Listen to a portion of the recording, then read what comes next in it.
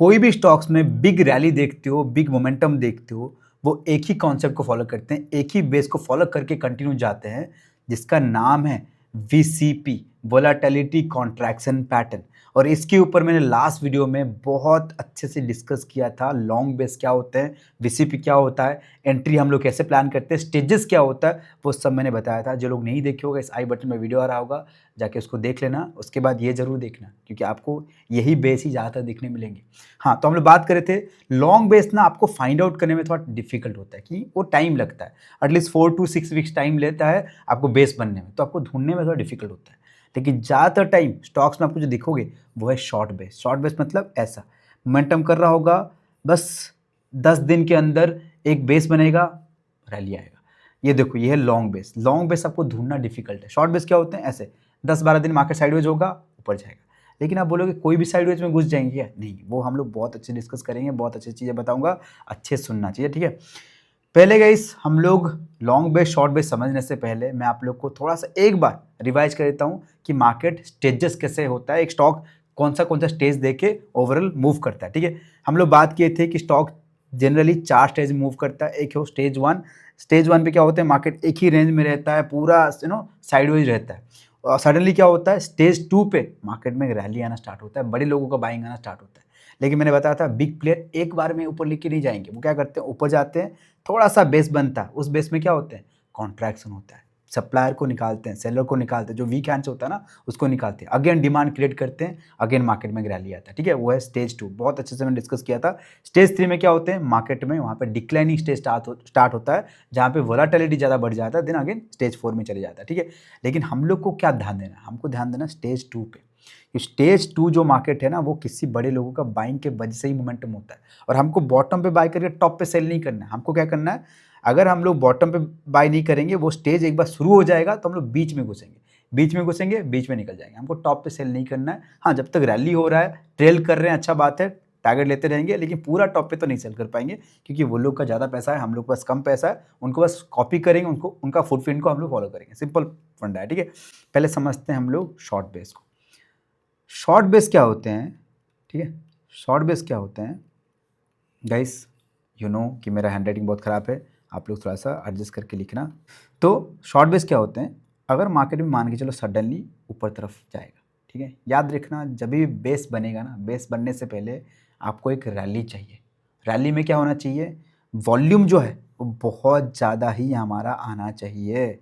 Volume अगर यहाँ पे नहीं आ रहा तो कभी हम लोग समझ नहीं पाएंगे कि बाइंग ज़्यादा आया है कि नहीं आया, अनटिल अनलेस आपके पास कोई डेटा नहीं है, कोई डेटा बैक्ड कॉन्सेप्ट नहीं है, या कोई स्कैनर नहीं है, प्रॉपर स्कैनर जिसमें डेटा एडेड है, तब तो आप तो कभी फाइंड आउट नहीं कर पाओगे, ठीक है। तो जहाँ पे एक बड़े मोमेंटम कंटिन्यू आया, उसके बाद हम लोग को चाहिए कॉन्ट्रैक्शन। कॉन्ट्रैक्शन क्या होते हैं, मार्केट कुछ देर यहाँ पे क्या करे, कंसोलिडेट करे, साइडवेज हो।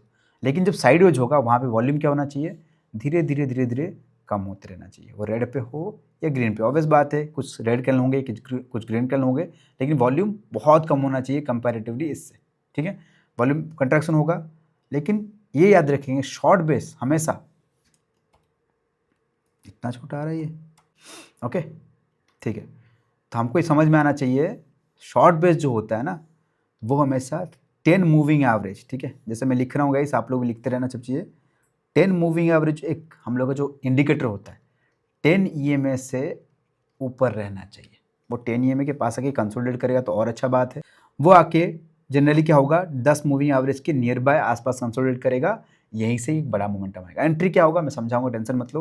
पहले आप लोग को यहाँ पे ध्यान देना है कि बेस कैसे बनता है, ठीक है। 10 मूविंग एवरेज के आसपास आया और थोड़ा सा अगर एक रेड बनता तो चलता है, मतलब 10 मूविंग एवरेज के जस्ट एक रेड कैंडल बन के क्लोज हो गया, चलता है। लेकिन कंटिन्यू अगर नीचे आ गया तो समझ जाना है कि ये बेस स्मॉल तो नहीं है, शॉर्ट बेस तो नहीं है, ये कहीं ना कहीं मीडियम एंड लॉन्ग बेस में चला गया, ठीक है।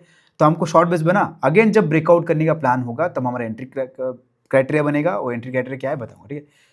अब आते हैं गाइस हम लोग मीडियम बेस पे। मीडियम बेस क्या है, मीडियम बेस क्या है, कलर को थोड़ा ये कर देते हैं। मीडियम बेस क्या है, मीडियम बेस मतलब स्टॉक्स क्या होगा, एक कंटिन्यू मोमेंटम आएगा, अगेन जैसे मैंने बताया था वॉल्यूम आना ही है। लेकिन क्या हुआ इस बार जो कंसोलिडेशन हुआ, ये रेड बन के ऐसा रेड बैंड बना, फिर ग्रीन बना, फिर कंटिन्यू रेड आया, ऐसे रेड रेड करके ये जो हमारा मूविंग एवरेज है ना, 10 मूविंग एवरेज, इससे नीचे आ गया। और भी नीचे आ गया, ऐसा करके और नीचे आ गया, ठीक है, इसका कलर कर देते हैं रेड, और नीचे आ गया। लेकिन इतना याद रखेंगे, नीचे आने दो, लेकिन 20 मूविंग एवरेज से ऊपर होना चाहिए। प्लीज़ गाइस इस दोनों में डिफरेंस समझो, प्लीज़ अच्छे सुनना। शॉर्ट बेस जो है वो 10 के ऊपर ही है और प्लस 20 मूविंग एवरेज के भी ऊपर ही है ना। ये क्या है, 10 के ऊपर ही रहेगा तो ऑब्वियस बात है 20 के ऊपर ही रहेगा। लेकिन मीडियम बेस पे क्या है, 10 के नीचे आ गया लेकिन 20 के ऊपर है, वो हमारा मीडियम बेस है। अब बताऊंगा टाइम कितना कितना टाइम लेते हैं, कौन सा बेस कितना टाइम लेता है वो समझाऊंगा, ठीक है।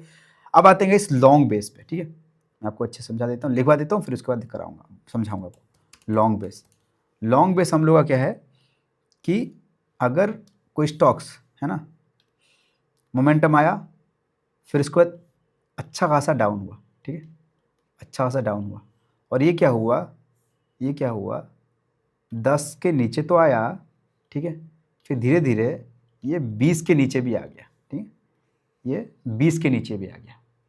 आप समझ जाना इस बेस को मतलब मोमेंटम अगेन बैक करने में, एक अच्छा रैली कंटिन्यू करने में टाइम लगेगा। अब टाइम कैसा कितना लगता है, देखो शॉर्ट बेस जो होते हैं ना, जनरली आप लोग को 1 वीक से 2 वीक के अंदर वो बेस बना के कंटिन्यू मोमेंटम हो जाते हैं। तो बेस का जो टाइम होगा वो 1 वीक से 2 वीक लिख सकते हो, ठीक है, 1 वीक से 2 वीक का टाइम लेता है आप लोग का short base, okay. Long medium base जो होता है वो 2 वीक से, एंट्री अभी तो बात नहीं करेंगे, बेस का बात करें, जो कंसोलिडेशन फेज होता है वो टाइम जो ड्यूरेशन है, ठीक है, 2 वीक से 4 वीक का टाइम लेता है आपका, क्या बोलते हैं, medium base, okay. Long base जो होता है 4 वीक से 6 वीक्स का टाइम लेता है हम लोग का, क्या बोलते हैं उसको, 6 वीक्स का टाइम लेता है लॉन्ग बेस, ओके। तो ऐसा करके अलग अलग बेस जो है अलग अलग टाइम वगैरह लेते हैं।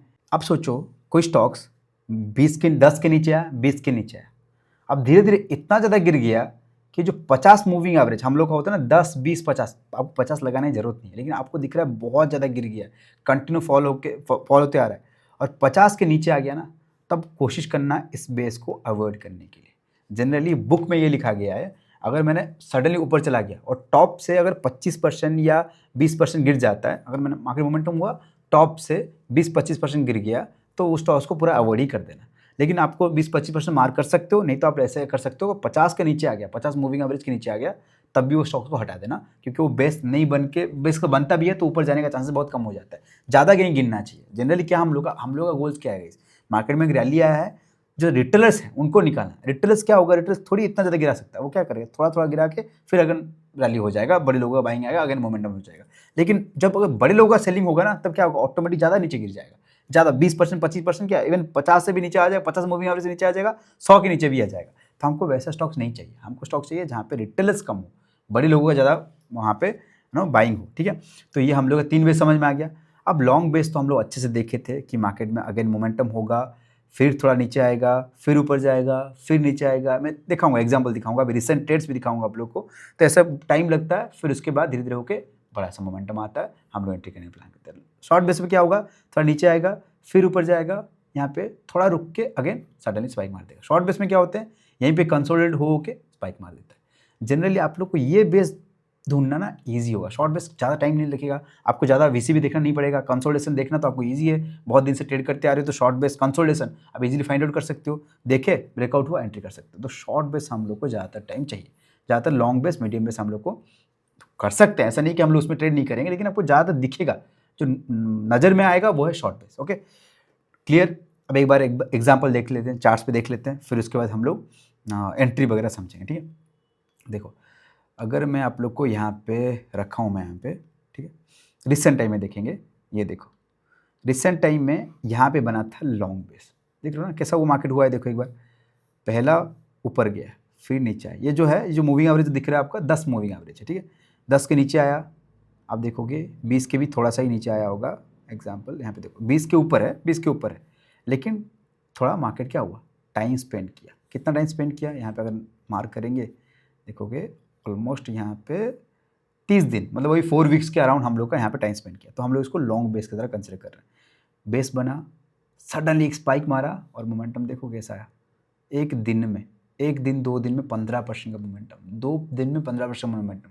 अब बात करेंगे मीडियम बेस पे। अब मीडियम बेस देखो एक बार, ओहो मैंने डिलीट कर दिया, सॉरी, मीडियम बेस अगर देखोगे यहाँ पे, सॉरी, मीडियम बेस देखो, यहाँ पे देखो क्या हुआ, 10 के नीचे आया मार्केट, अगेन बस दो ही बेस बना, दो ही VCB बना, यहाँ पे नीचे आया, दूसरा अगेन एक दूसरा बेस बना, अगेन मार्केट क्या हो गया, सडनली चला गया। ये भी कहीं ना कहीं आप लोग को ऑलमोस्ट वही 28 दिन, 1 महीने के अंदर ही देखने मिलेगा, ठीक है। तो ये हम लोग क्या हो गया, मीडियम बेस। शॉर्ट बेस कैसे होते हैं, ऐसा, ये देखो आया, कंसोलिडेट किया, ज़्यादा से ज़्यादा कितना दिन, देखो ज़्यादा से ज़्यादा 16 दिन टाइम स्पेंड किया, बूम, धड़ करके मोमेंटम हो गया। ऐसे शॉर्ट बेस जो ना बहुत कम दिन देखते हैं, मैं रिसेंट ट्रेड्स दिखा रहा हूँ मेरा, ठीक है। यहाँ पे देखोगे आप फेडरल बैंक तो देखें, रिको ऑटो देखो एक बार, वो आया थोड़ा दिन, ज़्यादा आप एंट्री मत सोचो, एंट्री मैं बताऊँगा, थोड़ा टाइम स्पेंड किया, सडनली स्पाइक, ठीक है। क्यूपिड देखोगे अगेन थोड़ा टाइम स्पेंड किया, कितना दिन देखो तो एक बार, 3 दिन, 3-4 दिन यहीं पे रुका, भाग गया, ठीक है। भारत फोर्ज में तो ऐसा लगा था, वहाँ पे 2 दिन स्पेंड किया, ऊपर गया, सडनली रिवर्सल हो गया। तो आपको ज़्यादा टाइम स्पेंड नहीं करना पड़ रहा, 10-12 दिन में समझ में आ जाएगा कि स्टॉप लॉस जाने वाले हैं या टारगेट जाने वाला है, ठीक है। और इसमें ऑलमोस्ट टारगेट रीच हो चुका है, मैं कुछ कॉइन बुक किया, कुछ कॉइन होल्ड है। और थंगा माइल में देखोगे क्या ज़बरदस्त मूव है, ब्रेकआउट, धड़, स्पीड मोमेंटम, 2 दिन में कैसा मोमेंटम देख रहे हो ना, ऐसा। तो ऐसा हम लोग को, ये कौन सा बेस में जाएगा गाइस, एक बार देख के बताओ, ये कौन सा बेस में जाएगा, इसको कौन सा बेस बोलूँगा, यस लॉन्ग बेस, सिंपल बात है। टाइम भी देखो एक बार, लॉन्ग बेस कैसा है, ये देखो 60 डेज का, 2 महीना मार्केट एक जगह रुका। कैसे बना बेस, पहले मार्केट थोड़ा डाउन हुआ है ना, एक स्मॉल यहाँ पुल बैक हुआ, स्मॉल स्विंग बना, फिर ऊपर गया, फिर डाउन हुआ, लेकिन इस बार इस लो से ऊपर रहा, फिर ऊपर गया, फिर नीचे आया, इस लो से और ऊपर रहा, देन एक छोटा सा अच्छा खासा कंसोलिडेशन को ब्रेक करके मोमेंटम आया। समझ दिख रहा है सबको बराबर। तो ये हम लोग का बन गया बेस, हम लोग बेस को समझ गए, ठीक है। अब बात करेंगे एंट्री क्राइटेरिया के बारे में। एंट्री हम लोग किस जगह पे देखें, कैसे एंट्री करेंगे, पहले मैं आप लोग को अगेन जाता हूँ, वो short and long and medium base पे दिखाता हूँ, ठीक है।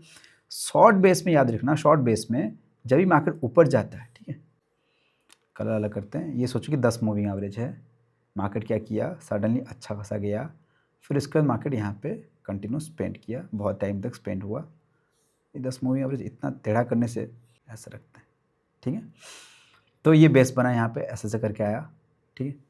अभी हमको ट्रेड कैसे प्लान करना है, शॉर्ट बेस में याद रखना, आप चाहोगे तो ओवरऑल होल जो कंसोलिडेशन है उसको ब्रेक करने से एंट्री कर सकते हो। ओवरऑल जो कंसोलिडेशन है वो जो ब्रेकआउट करेगा तब आप लोग एंट्री प्लान कर सकते हो। नहीं तो आप क्या करो, अगर मान के चलो यहाँ पे कोई अच्छा खासा मोमेंटम हो रहा है और ये कंटिन्यू डाउन हो रहे, ठीक है, रेड पे आप समझ जाना, रेड पे डाउन हो रहे हैं, और ये क्या किया है, हम लोग का मूविंग एवरेज पे भी आसपास आ चुका है, और यहाँ पे एक कैंडल ऐसा बना है, रेड बने ग्रीन बने कोई फ़र्क नहीं पड़ता है, उसके अंदर और एक कैंडल बन गया है ऐसे। तो सोचो ये जो टाइम फ्रेम है, कौन सा टाइम फ्रेम है, हम लोग बात कर रहे हैं 1 day time frame, swing trading कर रहे हैं 1 डे टाइम फ्रेम, मैंने लास्ट वीडियो में बताया, ठीक है, 1 डे टाइम फ्रेम हम लोग देख रहे हैं। तो ऑब्वियस बात है 1 डे टाइम फ्रेम में अगर इनसाइड बार टाइप का बन रहा है, जब 1 आवर पे 4 आवर पे जाओगे तो बहुत ज़्यादा कॉन्ट्रैक्शन आपको दिखने मिलेगा, वहाँ पे बहुत ज़्यादा मार्केट यहाँ पे कंसोलिडेट हुए होंगे, ठीक है। तो हमको क्या करना है, यहाँ पे इस चीज़ को बोल देते हैं हम लोग mother and inside bar candle. Mother candle क्या होता है कि एक कैंडल ऐसे बन जाते हैं, ठीक है, उसके बीच में पूरा ओवरऑल जो नेक्स्ट कैंडल होता है, इस मदर कैंडल जो है उसको पूरा खा जाता है, मतलब पूरा उसका बॉडी जो है उसके अंदर रह जाता है। जनरली ना कहा जाता है कि वीक एंड बॉडी दोनों ही उसके अंदर रह जाएगा, लेकिन हर बार ऐसा नहीं दिखने मिलेगा आपको। कैसे कर सकते, देखो ऐसा होगा, देखो अगर ऐसा है ना तो जनरली लोग इसको इनसाइड बार बोलते हैं, क्योंकि पूरा इस कैंडल के अंदर पूरा यहाँ पे रह गया, ठीक है, ये प्रॉपर इनसाइड बार है। लेकिन मैं क्या बोलता हूँ, अगर आप लोग जनरली ऐसा मेरा ट्रेड बना है और इसमें अच्छा हुआ है, कोई दिक्कत नहीं है, मैं क्या बोल रहा हूँ, अगर एक वीक थोड़ा सा वीक ऊपर है, थोड़ा सा जस्ट ऊपर है, लेकिन पूरा बॉडी जो है, मान के चलो पूरा एग्जाम्पल अच्छे से ड्रॉ करता हूँ, अगर मान के चलो ये मेरा पूरा फुल बॉडी है, ठीक है, बॉडी है, और यहाँ पे क्या हुआ है, जस्ट थोड़ा वीक ऊपर गया है, लेकिन कैंडल थोड़ा सा यहाँ पे कहीं ऐसे करके क्लोज हुआ है, ऐसे करके क्लोज हुआ है, फिर नेक्स्ट कैंडल यहाँ पे कंटिन्यू रह रहा है, तब भी हम लोग इनसाइड बार इसको कह सकते हैं। थोड़ा सा वीक ऊपर जाने से कोई दिक्कत नहीं है, पूरा बॉडी जो है इसके अंदर हो जाना चाहिए, इतना हम लोग को जरूरी है। तभी भी हम लोग जो मदर कैंडल है इस हाई को ब्रेक करने से हम लोग अपना ट्रेड बना सकते हैं, तभी भी हम लोग इसको इनसाइड बार कैंडल टाइप का कंसिडर करके ट्रेड कर सकते हैं, ये भी हमारा कॉन्ट्रैक्ट में जाएगा। लेकिन अगर किसी को चाहिए कि नहीं सर मेरे को वो समझ में नहीं आता, पूरा प्रॉपर चाहिए, तो प्रॉपर ऐसा है कि जो पिछला कैंडल है वो नेक्स्ट वाला कैंडल को पूरा खा जाना चाहिए, उसका जो हाई लो है, ये जो हाई लो है उसके अंदर दूसरा वाला कैंडल जो चाइल्ड कैंडल है ये पूरा उसके अंदर आना चाहिए, मतलब उसका हाई लो सब कुछ इस हाई लो के अंदर रह जाना चाहिए, तभी बोलोगे प्रॉपर मदर कैंडल। मैं बोलता हूँ थोड़ा सा वीक जाने से भी चलता है, कोई दिक्कत नहीं है, ठीक है। तो ये हमारा बन गया इनसाइड बार कैंडल, इसको देख के भी आप लोग एंट्री क्या कर सकते हो, हम लोग का शॉर्ट बेस पे एंट्री कर लिए। ठीक है, अब बात करते हैं मीडियम बेस पे। अब मीडियम बेस पे क्या है ना, मीडियम बेस पे क्या होगा, ऐसा थोड़ा टाइम स्पेंड किया होगा, राइट, ऐसा करके टाइम स्पेंड किया होगा। मैं बोलूँगा ऐसा हड़बड़ी करके एंट्री मत करो, यहाँ पे थोड़ा सा क्या है ना, ऑलरेडी टाइम स्पेंड हो चुका है। अब इस पर क्या करना है, थोड़ा वेट करो कि इस जगह पे मतलब आसपास के यहाँ पे कोई अगर कंसोलिडेशन बनता है, फिर से थोड़ा रुकता है मार्केट, तब एंट्री कर सकते हो। नहीं तो इस हाई को ब्रेक करेगा, ओवरऑल जो हाई है टॉप वाला पार्ट है, उस हाई को ब्रेक करेगा तब एंट्री करना। ये हमारा रहेगा मीडियम बेस के लिए। Same to same long base पे, लॉन्ग बेस पे क्या है, अर्ली एंट्री नहीं करना है। लॉन्ग बेस पे जब पूरा मार्केट क्या होगा, पूरा ये जो हाई है, जो रेजिस्टेंस बन रहा होगा, वो ऐसे बन सकते हैं। ये क्या है गाइस, बताओ कौन सा पैटर्न है, फ्लैग एंड पोल पैटर्न। ये ऐसे भी हो सकते हैं, देखो ऐसे भी हो सकते हैं, ऐसे भी हो सकते हैं, ट्रेंड लाइन टाइप के भी हो सकता है। ठीक है, तो जब पूरा पैटर्न को, ओवरऑल पैटर्न को ब्रेकआउट आएगा तब एंट्री करने का प्लान करना है, तब उससे पहले हम लोग एंट्री करने का प्लान नहीं करेंगे। समझ पा रहे हो चीज़ क्या मैं बोल रहा हूँ। लॉन्ग बेस पे पूरा हाई का ब्रेक करो, आप बोलो कंसोलिडेशन में एंट्री करोगे ना, वो क्या करेगा पता है, आप एंट्री कर लोगे, वो फिर और एक बेस बनाएगा, फिर जाएगा, तब तक आपका एसएल खा गया होगा। उससे अच्छा है कि पूरा बेस को ब्रेक करना तब एंट्री करना, क्योंकि ये लॉन्ग मतलब और भी रुक सकता है। आपको नहीं पता ये अभी रुकेगा या जाएगा, यहीं पे आगे जाकर रेजिस्टेंस लेके घूम के आ जाएगा, क्योंकि वो बार बार वहीं से रेजिस्टेंस ले रहा है ना, तो पूरा हाई को ब्रेक करेगा तभी एंट्री करो। शॉर्ट बेस में क्या है कि आप देख रहे हो कि हाँ छोटा सा ही बेस है, पूरा कंसोलिडेशन को ब्रेक करने से एंट्री कर सकते हैं, तो उससे अर्ली एंट्री मिलेगा तो कर सकते हैं, क्योंकि स्टॉप लॉस बहुत छोटा ही होगा आपका, और ज़्यादा वहीं पे ही रुक जाएगा। अगर एंट्री हो भी जाता है, मार्केट अगर रुकता भी है ना, तो यहीं पे ही रुक जाएगा, तो ज़्यादा आपका नीचे जाने का चांसेस बहुत कम हो जाएगा। गया तो वैसे ही तो स्टॉप लॉस खाना ही है, लेकिन वो वहीं पर रुक रुक के स्पीड चले जाएगा। लेकिन लॉन्ग बेस में क्या है ना, अगर आप अर्ली एंट्री कोई कंसोलिडेशन में घुस गया ना, वो क्या होगा, थोड़ा सा और नीचे जाके बेस बना के फिर जाएगा, तो आपका स्टॉप लॉस खाने का चांसेस बहुत ज़्यादा है। तो इसीलिए लॉन्ग एंड मीडियम बेस पे प्रीफर करो, ब्रेकआउट के बाद एंट्री कर सकते हो। मीडियम बेस पे आप लोग कंसोलिडेशन पे एंट्री कर सकते हो, थोड़ा सा रिस्की है लेकिन एंट्री किया जा सकता है। लेकिन बेटर क्या है, ब्रेकआउट के बाद। लॉन्ग एंड मीडियम के लिए बारे में बात कर रहा हूँ। और शॉर्ट बेस में क्या है, आप देखो पहले आप बोलोगे साहब दो चीज़ बोल रहे हो, कन्फ्यूजन हो रहा है, मैं बता देता हूँ। पहला, इतना दिमाग मत लगाओ, अगर शुरुआत करना है सिंपल, ब्रेकआउट हाई को ब्रेक करेगा एंट्री करना, इतना ही सिंपल हो।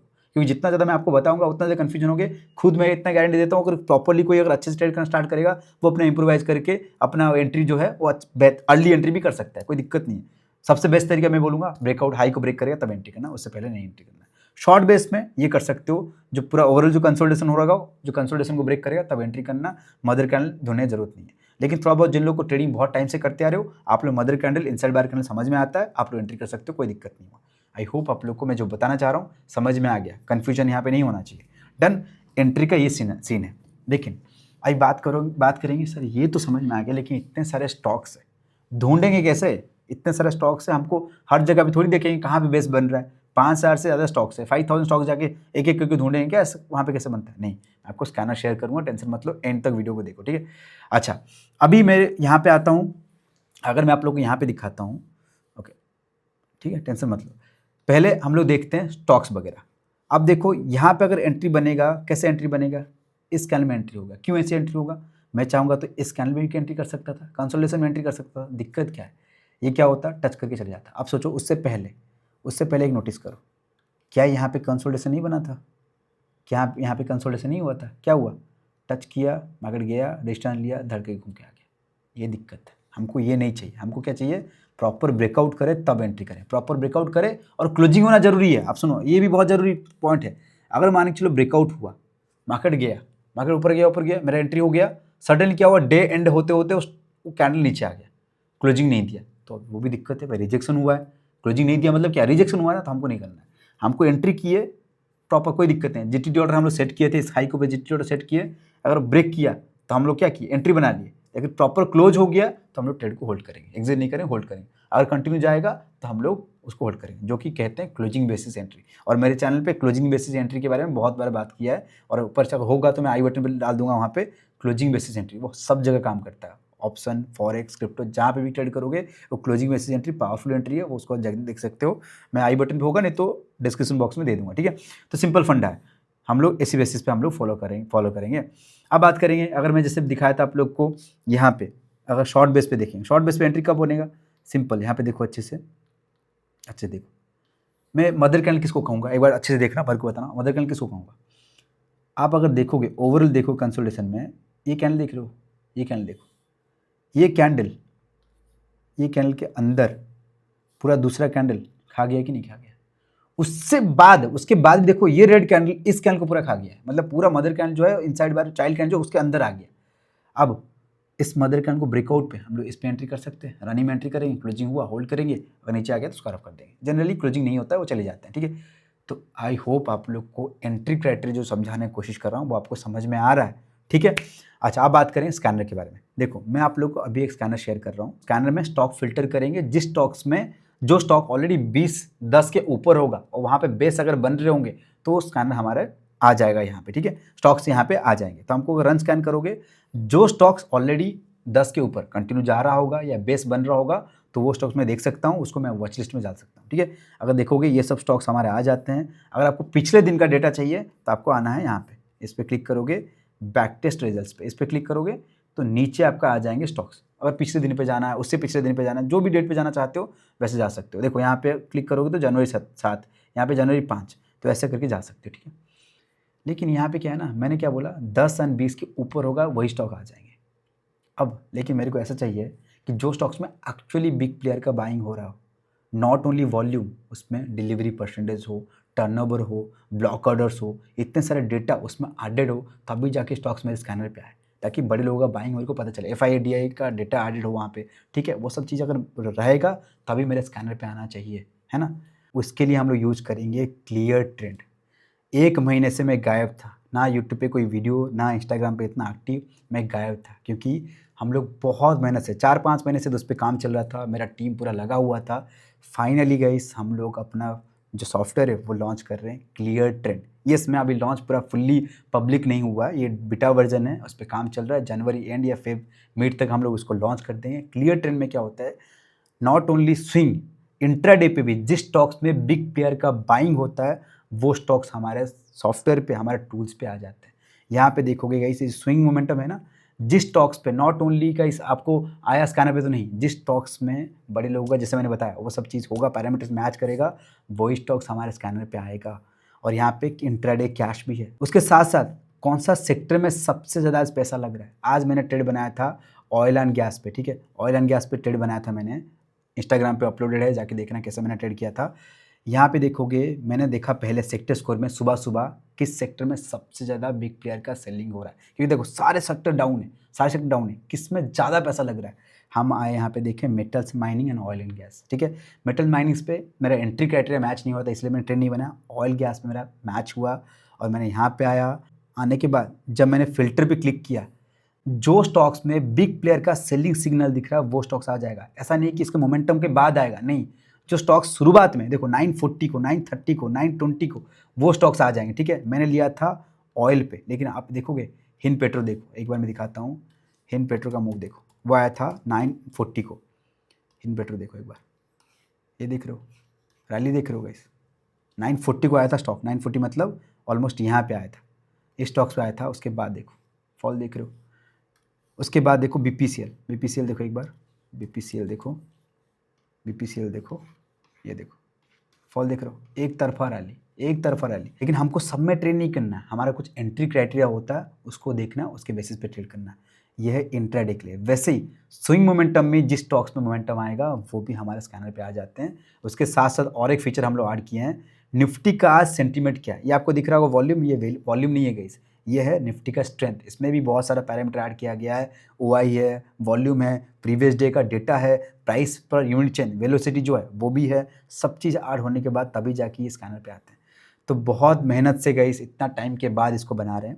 ये अभी तक मैंने पब्लिक नहीं किया हुआ है, ये ओनली फॉर लियो मेंबर से कुछ स्टूडेंट्स को दिया हुआ है, हमारा जो स्टूडेंट्स है उनको दिया गया है, लेकिन धीरे धीरे मैं सबको एक्सेस दूंगा। और ये टूल आप लोग का ट्रेडिंग बहुत ज़्यादा ईजी करा देगा, बहुत ज़्यादा हाई लेवल पे, नेक्स्ट लेवल पे लेके जाएगा, ठीक है। तो चलो वो सब चीज़ तो बाद में बात करेंगे, लेकिन आई होप गाइस जो मैं बताना चाह रहा हूँ आप लोग को ये समझ में आ गया कि एंट्री कैसे हम लोग प्लान करेंगे और एग्जिट कैसे करेंगे। ये तो बताया नहीं, एग्जिट का प्लान क्या है। एग्जिट हम लोग तब करेंगे जब हम लोग रिस्क रिवॉर्ड मैच होगा। स्टॉप लॉस याद रखना, अभी के लिए आप लोग स्टॉप लॉस फॉलो करोगे 5% से लेके 8%, ठीक है।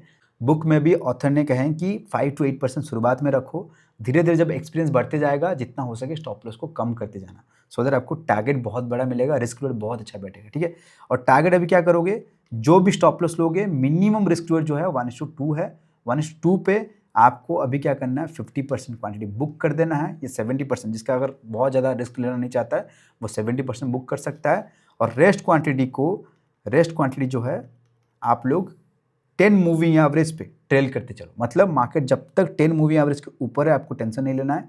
जब 10 मूविंग एवरेज के नीचे आके क्लोज हो गया, ये बहुत ज़रूरी पॉइंट है, एंड तक जो लोग देख रहे होंगे ना आप लोग बहुत अच्छा नॉलेज लेके जाओगे, ध्यान सुनना। अगर 10 मूविंग एवरेज के नीचे क्लोज कर गया, आपको हड़बड़ी करके एग्जिट नहीं करना है। आप क्या करोगे, इस लो को मार्क कर देना है। इस जो 10 मूविंग एवरेज है ना, इस लो को मार्क कर देना। जब 10 मूविंग एवरेज के लो को ब्रेक करेगा, स्क्वायर ऑफ करना है, डन करके निकल जाना है। लेकिन लेकिन लेकिन लेकिन अगर मान के चलो, ठीक है, अगर मान के चलो यहाँ पे स्टॉक्स क्या हो रहा है, बहुत ज़्यादा ही रैली में है, ठीक है, मैं इसको इरेज करता हूँ पहले। लेकिन अगर मान के चलो स्टॉक जो है बहुत ज़्यादा ही रैली में है, ठीक है, ऐसे करके पूरा उड़ रहा है स्पीड में, तो 10 मूविंग एवरेज तो कहीं ना कहीं ऐसा यहीं पे होगा, ज़्यादा ऊपर, क्योंकि ऊपर स्पीड में चला गया, 10 मूविंग एवरेज अपना मैच नहीं कर पाएगा। अगर मैं 10 का वेट करूँगा ना, 10 का वेट करूँगा ना, पूरा प्रॉफिट खत्म हो जाएगा, पूरा प्रॉफिट खत्म हो जाएगा। तब क्या करोगे आप लोग, स्पीड में सोचोगे 2 दिन में 3 दिन में 15% 20% मिल गया ना, तो समझ जाना बहुत ज़्यादा रैली, बहुत ज़्यादा ही मोमेंटम है। आप लोग वहाँ पे 70 क्या 80% बुक कर देना।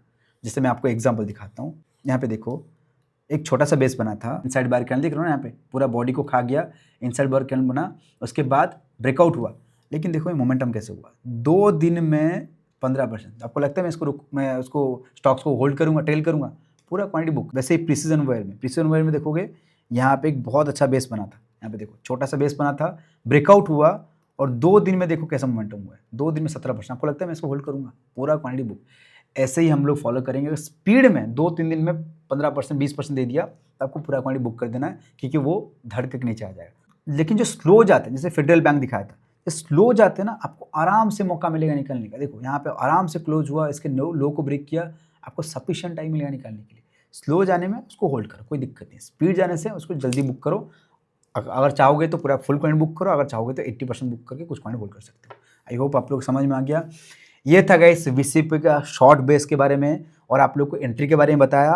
और गाइस वेट करो, आप लोग के लिए भी मैं क्लियर ट्रेंड का एक्सेस बहुत जल्दी दूंगा, आप लोग भी इसका फायदा बहुत ज़्यादा उठाओगे, ठीक है। तो आज के लिए इतना ही करते गाइस, मिलते हैं नेक्स्ट वीडियो पे। Bye bye, take care, see you soon.